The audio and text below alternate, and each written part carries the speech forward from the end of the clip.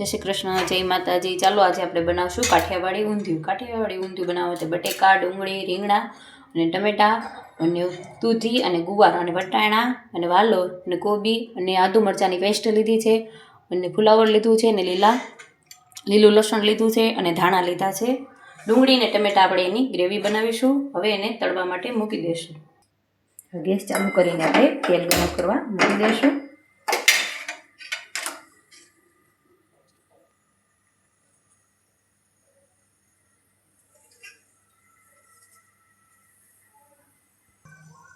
હવે આપણું તેલ આવી ગયું છે। હવે આપણે પહેલાં બટેકા તળવા નાખી દઈશું।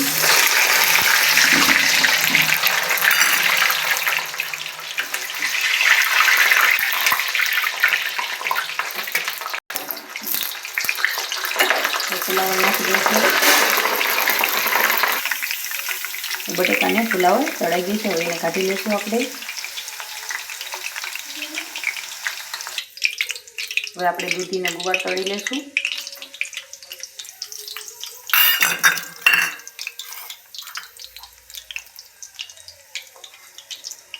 વાલોર નાખશું, એ પણ તળી લઈશું। રીંગણા પણ નાખી દઈશું અને હળકીથી તળવા દઈશું।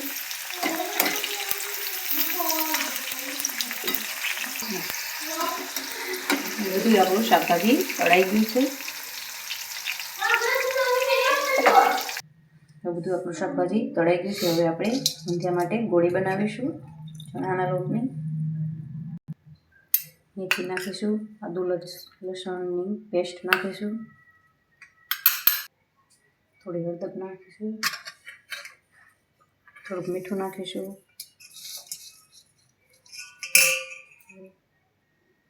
ચણાનો લોટ નાખીશું,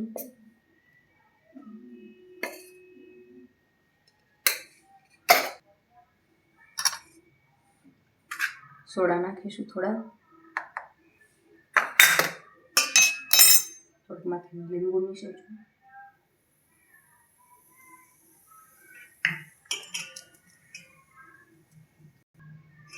તૈયાર લાવીને એની ગોળી વાળી લેવું। હવે આપણી ગોળી તૈયાર થઈ ગઈ છે। હવે એને તળી લેશું આપણે।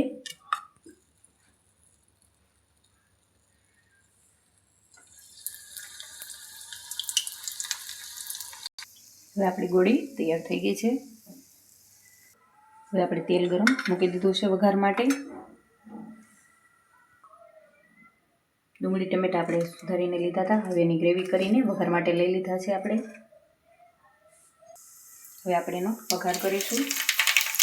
રાઈ જીરું નાખીશું, ઘી નાખીશું, થોડો ગરમ મસાલો નાખીશું અને એનો વઘાર કરીશું।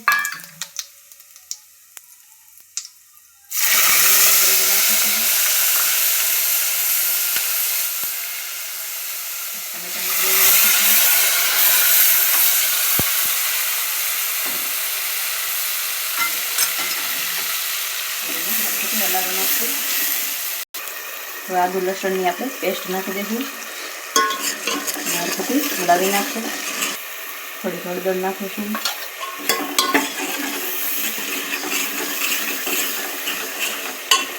થોડું કાશ્મીરી મરચું નાખીશું,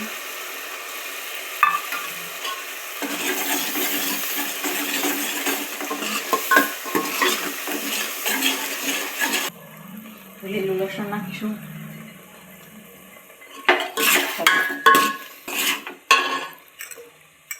કોબી નાખીશું, વટાણા નાખીશું, બધી તળી બધું શાક નાખી દઈશું।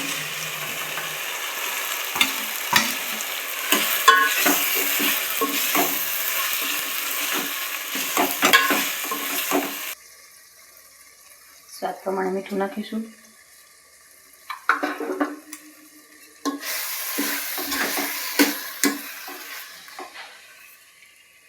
થોડું પાણી નાખીશું।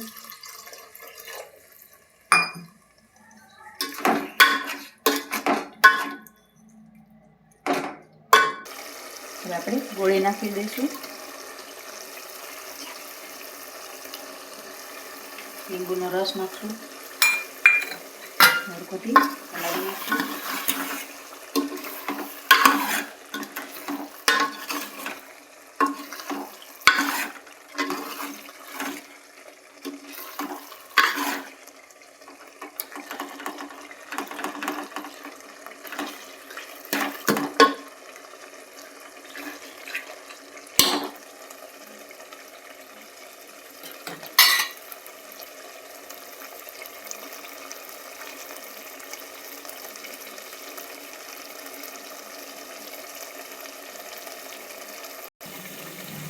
ધાણા નાખી દઈશું.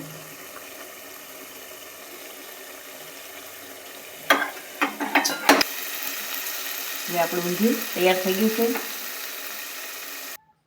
હવે ઊંધિયું તૈયાર કરીને સર્વ કરી દીધું છે. તો વિડીયોને લાઇક કરજો, શેર કરજો અને સબસ્ક્રાઈબ કરજો. વિડીયો જોવા માટે નવા જોતા રહેજો. Thank you.